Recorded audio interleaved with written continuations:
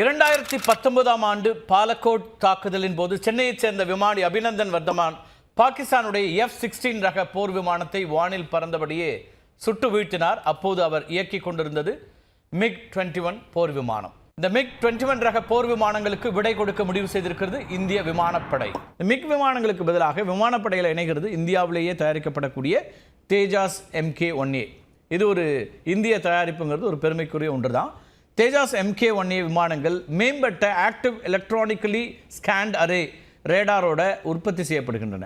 இது இலக்குகளை கண்டறிதல், கண்காணித்தல், அது மட்டும் இல்லை ஒரே நேரத்தில் பல இலக்குகளை தாக்குதல் அப்படின்னு பல பணிகளை மேற்கொள்ளக்கூடிய வகையில் வடிவமைக்கப்பட்டிருக்கு. இந்த போர் விமானத்தினுடைய மற்றொரு சிறப்பம்சம்னா யூனிஃபைடு எலக்ட்ரானிக் வார்ஃபேர் சூட். அது மட்டும் இல்லாமல் மேம்பட்ட சுய பாதுகாப்பு ஜாமர் பாட் இதெல்லாம் இந்த விமானத்தினுடைய ஆயுளை அதிகரிக்க உதவுகின்றன. வானத்தில் பறந்து கொண்டிருக்கும் போதே எரிபொருள் நிரப்பக்கூடிய திறனும் கூட தேஜாஸ் MK-1A விமானங்களில் இருக்குது. BVR அப்படின்னு சொல்லப்படக்கூடிய பியாண்ட் விஷுவல் ரேஞ்ச் ஏவுகணைகளான டர்பி, ஆஸ்ட்ரா MK-1 அது மட்டும் இல்லாமல் R-77 போன்ற ஏவுகணைகளை செலுத்தக்கூடிய திறன் பெற்றது. லேசர் மூலமாக வழிநடத்தப்படக்கூடிய குண்டுகள் மற்றும் பிற துல்லியமான ஆயுதங்களையும் கூட சுமந்து செல்லக்கூடிய வகையில் இந்த விமானங்கள் வடிவமைக்கப்பட்டிருக்கின்றன. ஒலியின் வேகத்தை விட 1.8 மடங்கு வேகத்தில் பறக்கும் திறன் கொண்டது தான் இந்த புதிய விமானங்கள். நம்ம உள்நாட்டிலேயே தயாரிக்கக்கூடிய விமானங்கள்.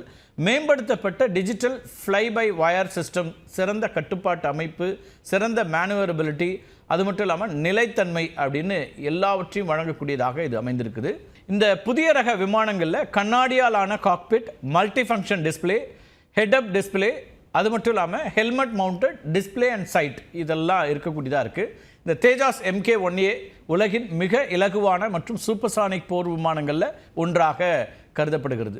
இந்த தேஜாஸ் வகை விமானங்களில் வால் இல்லாத முக்கோண வடிவை இறக்கை இருக்கும். இது இந்த வடிவமைப்பு அதிக மேனுவரபிலிட்டிக்கு உதவக்கூடியதாக இருக்கிறது. இந்திய விமானப்படை 83 தேஜாஸ் MK-1A விமானங்களுக்கு ஹிந்துஸ்தான் ஏரோநாட்டிக்ஸ் லிமிடெடோட ஒரு ஒப்பந்தத்தை போட்டிருக்காங்க. இந்த ஒப்பந்தத்தினுடைய மதிப்பு 48,000 கோடி ரூபாய்.